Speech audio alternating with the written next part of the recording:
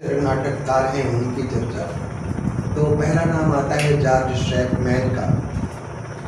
Chapman के बारे में वो ट्रांसलेटर भी था।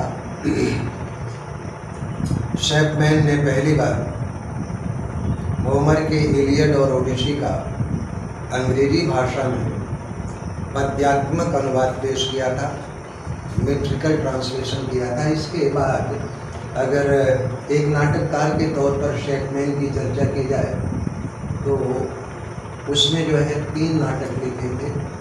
पहला, his first play was blind beggar of Alexandria. Blind beggar of, देखो क्लियर कैसे करें, यहाँ स्पीड सही।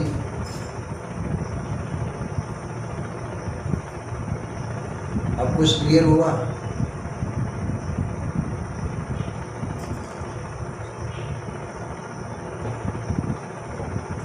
हो सकता है थोड़ी सी नेटवर्क की प्रॉब्लम हो, लेकिन सुनते जाओ और लिखते जाओ।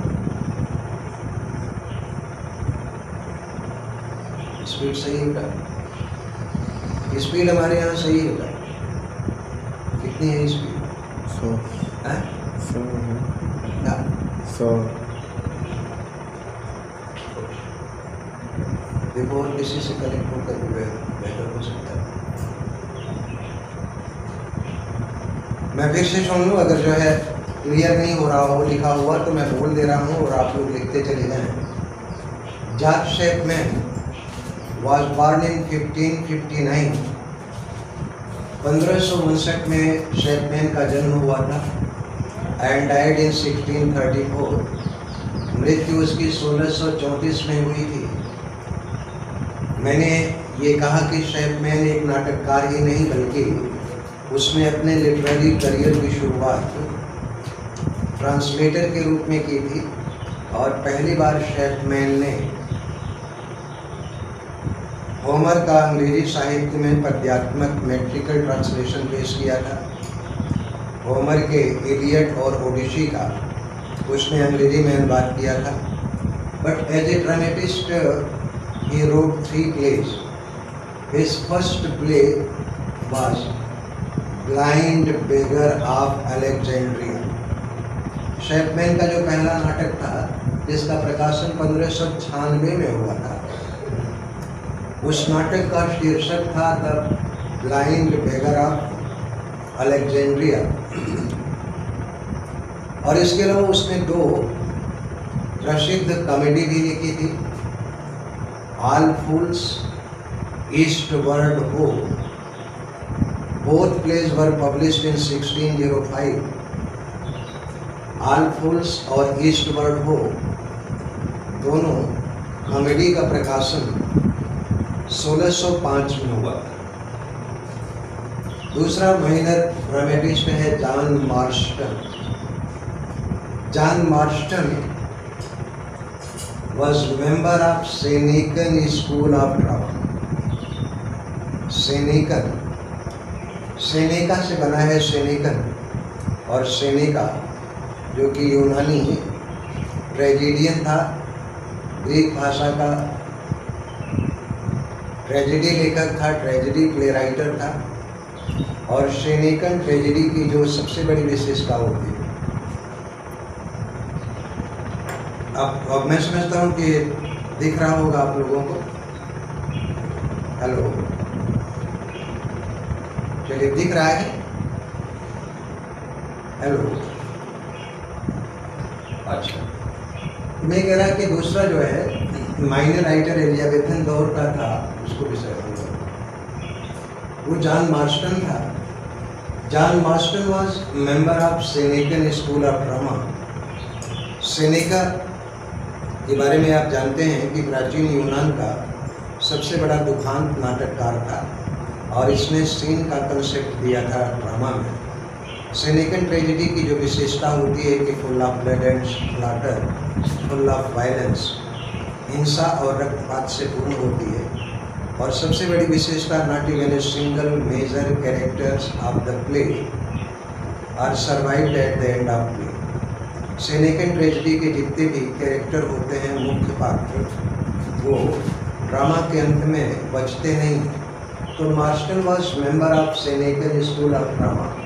His 2 plays Antonio and मेलिडा।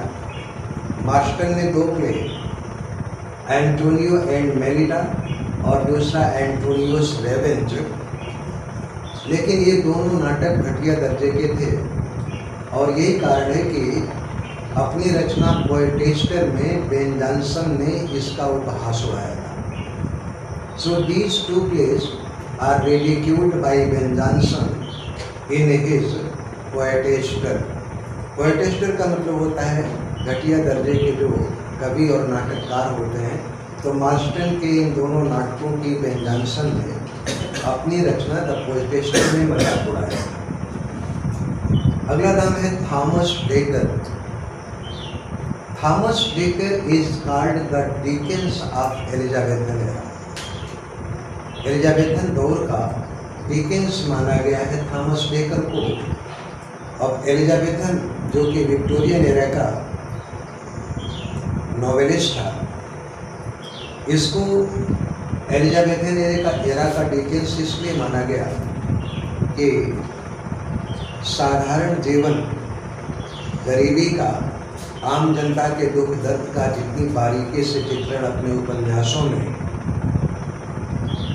Dickens ने किया है, ठीक उसी तरह का विवरण, minute description, pathetic presentation and the real depiction of rural life, individual life is presented by Thomas Dekker in his plays.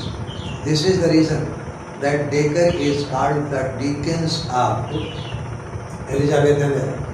Elizabethan दौर का डिकेंस माना गया है। ये प्रश्न कई बार कई एग्जाम में पूछे गए हैं अलग अलग बोर्डों के। His best plays are old Fortunatus और दूसरा है सोमेकल सहालिटे। These 2 plays are famous for the minute description of rural, individual as well as common life। और आखिर में थॉमस मिडलटन। अगर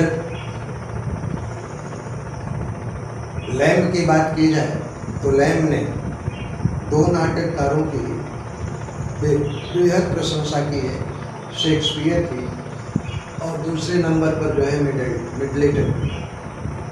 Middleton was much praised by Lamb. His best plays are. यह एक चीज़ और भी ध्यान रखिएगा, Middleton was much more impressed by Shakespeare. Shakespeare से बहुत ज़्यादा प्रभावित था Middleton. His best plays are the changeling which was published in 1624 और दूसरा प्ले है वीमेन, रिवेयर ऑफ वुमन और तीसरी रचना है the witch. The witch has close resemblance with Macbeth. Witch जो कि मिडलटन की रचना है वो बिल्कुल समानता रखती है शेक्सपियर के मैकबेथ से और Spanish Gypsy. This is a romantic comedy which bears close resemblance with Shakespeare's comedy as you like it. तो ये कुछ माइनर पोएट्स हो गए और इसके बाद 2 राइटर और बचते हैं, थॉमस हेवुड और जॉन वेबस्टर। तो मैं नोट कर दे रहा हूँ, थोड़ी देर के लिए आप लोग देखते भी जाएँ साथ में। Thomas Heywood was born in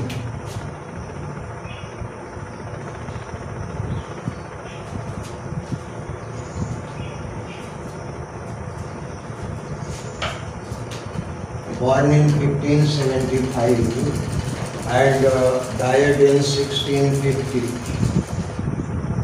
died in 1650। यहाँ एक चीज़ ध्यान रखिएगा कि 2 हैं, एक तो थॉमस हेवुड है और दूसरा है जॉन हेवुड। तो जॉन हेवुड ये हेनरी VIII के दरबार का कर्टियर था जिसमें 4 की लिखा था। थोड़ा सा कभी कभी कन्फ्यूजन हो जाए जॉन हेवुड और थॉमस हेवुड। अगर थॉमस हेवुड की बात है तो एलिजाबेथन दौर का जो है वो माइनर ड्रामेटिस्ट था। His best play is Woman Killed with Kindness. His best play is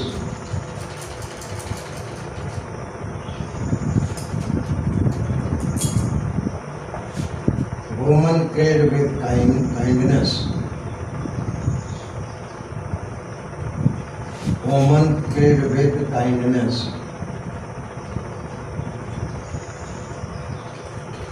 Woman Killed with Kindness. And Royal King and Royal. The second play is Royal King. Royal King and Royal Subject.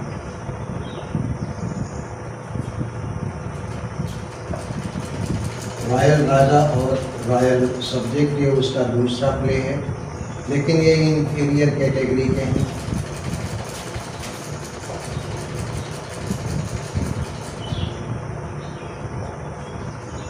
और आखिरी नाम जो सबसे बड़ा नाम आता है वो John Webster.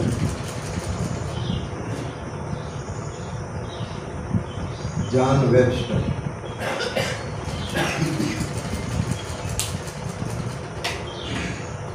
the greatest post-Shakespearean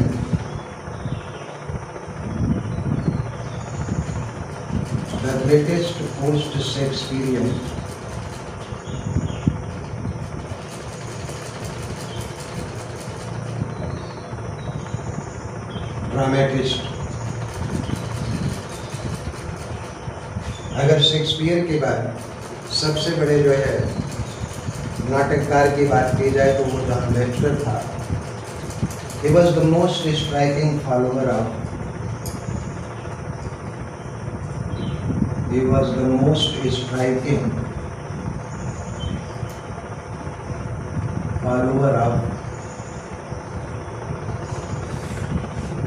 Senecan School of Drama. Senecan School of Drama. His best plays,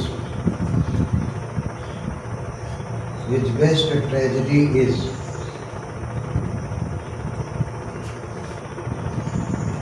The Duchy of Malfi.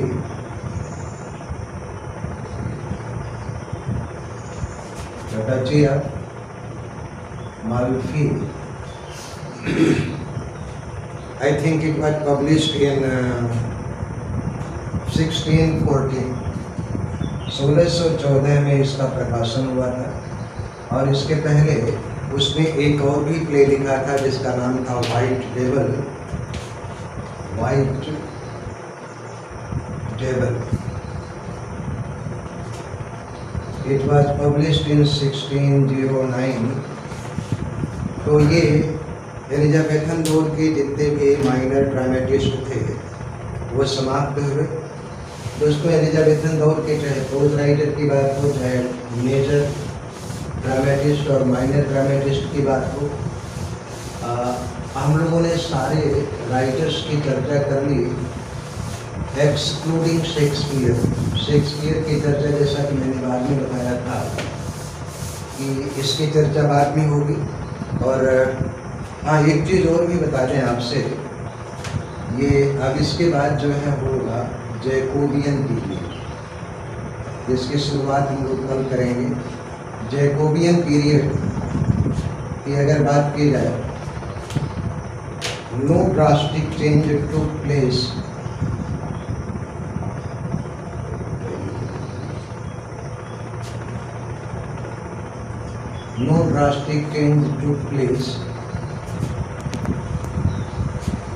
During this period. और जैकोबियन पीरियड की बात आप जानते हैं कि 1603 से लेकर के 1625 तक का है।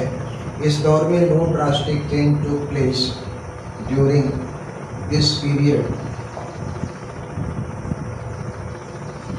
इस दौर में साहित्य के क्षेत्र में कोई भी परिवर्तन नहीं हुआ। The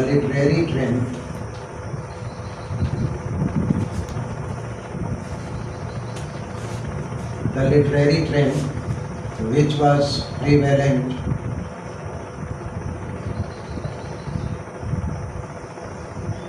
which was prevalent during Elizabethan era,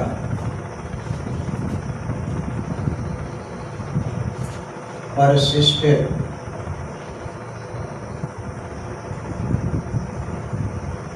during this period too.